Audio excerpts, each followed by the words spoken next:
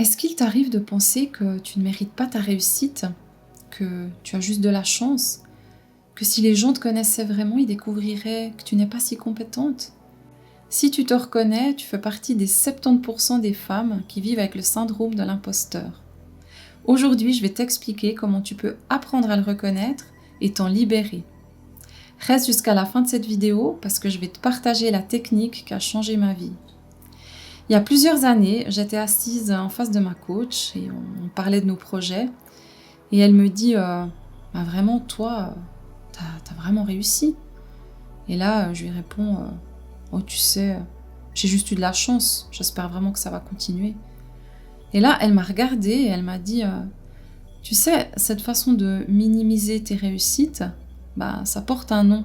C'est le syndrome de l'imposteur.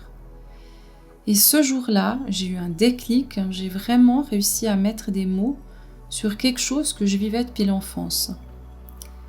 Alors, ce syndrome de l'imposteur, qu'est-ce que c'est exactement? C'est ce sentiment profond d'être une fraude. Tu peux être ultra motivé, travailler comme une acharnée, mais au fond de toi, tu ne crois pas vraiment à ton succès. Tu as l'impression que tu t'es faufilé par la porte de service et qu'un jour, quelqu'un va te démasquer. Maintenant, je vais te donner les 4 signaux principaux du syndrome de l'imposteur. En premier, l'anxiété. Cette boule au ventre constante, cette peur que tout s'écroule. En deuxième, le perfectionnisme. Tu ne peux pas tolérer la moindre erreur, tu es dans l'hyper-contrôle. En numéro 3, le doute de soi. Tu te remets en question, tu remets en question tes compétences, même si tu es excellente. En 4, la peur de l'échec. Tu as toujours peur de ne pas être à la hauteur. Alors, ça vient d'où exactement ce syndrome? Pour beaucoup d'entre nous, ça commence dans l'enfance. Peut-être que tu as grandi dans un environnement avec des critiques constantes, un parent qui ne te valorisait pas, des standards impossibles à atteindre, peut-être de la violence verbale ou émotionnelle. Mais attention, tu peux aussi développer ce syndrome sans avoir eu une enfance difficile. Parfois, c'est juste parce que tu as choisi une carrière où tu es souvent jugée, critiquée, évaluée. Et il y a beaucoup de femmes entrepreneurs, de créatives qui vivent ça.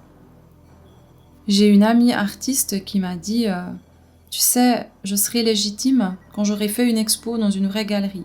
Tu vois le truc? On se met des conditions impossibles pour se sentir légitime.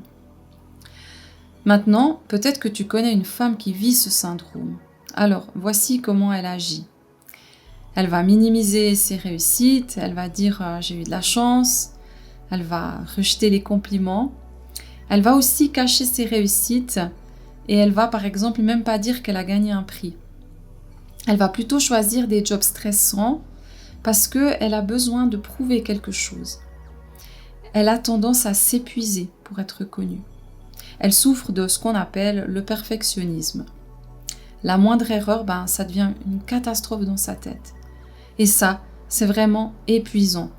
Je sais parce que j'ai vécu ça pendant des années. Je souffrais de chaque petite erreur comme si c'était la fin du monde. Alors maintenant, la partie que tu attendais, comment s'en sortir? J'ai trouvé une technique géniale et je vais te la partager. D'abord, la première étape, c'est de nommer ta voix intérieure négative. Oui, tu peux lui donner un nom. Comme ça, tu peux la reconnaître quand elle te parle. En général, cette voix intérieure, elle est dans le jugement. Voici comment elle pourrait te parler. Tu n'es pas à la hauteur, les autres font mieux que toi, tu n'as pas le niveau, tu pourrais quand même faire mieux.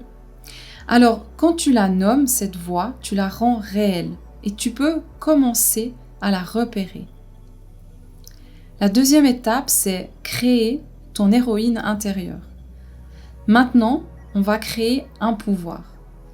Ton héroïne intérieure, tu peux choisir en fait une héroïne qui te parle, que tu connais, qui est un modèle. Forcément, elle est bienveillante. Elle te parle comme tu parlerais à ta meilleure amie. Voici ce qu'elle pourrait te dire. Tu as ta place ici, tu mérites d'être là. Ce que tu fais, ça compte. Tu peux être fier de toi. Et l'étape numéro 3, c'est vraiment de déconstruire tes croyances limitantes. Maintenant, on va déconstruire 3 énormes mensonges à propos du syndrome de l'imposteur. Mensonge numéro 1, la vulnérabilité, c'est une faiblesse. À 30 ans, j'ai fait un burn-out et tu sais ce qui m'a sauvée? De demander de l'aide. C'est la chose la plus forte que j'ai pu faire. Donc, la vulnérabilité, c'est plutôt une énorme force. Mensonge numéro 2, une belle carrière, ça égale forcément une belle vie. Pendant des années, j'avais une super carrière et j'étais vraiment malheureuse.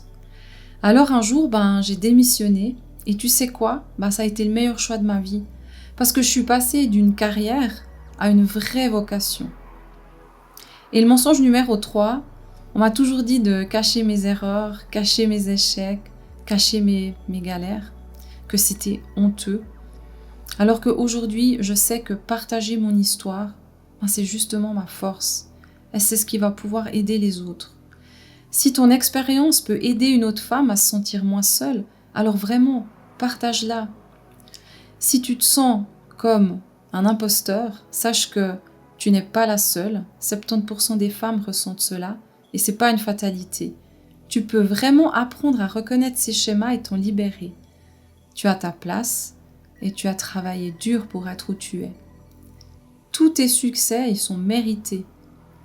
Et aujourd'hui, si ma voix intérieure négative, elle me juge, je sais exactement comment lui parler pour la rassurer.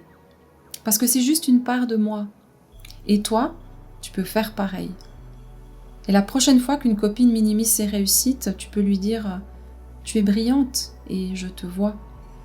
Et la prochaine fois que toi, tu minimises les tiennes, alors laisse ton héroïne intérieure prendre la parole. Si tu veux aller plus loin pour comprendre comment tu peux te libérer de tes mécanismes inconscients, tu peux réserver un coaching gratuit avec moi et je t'aiderai à y voir plus clair.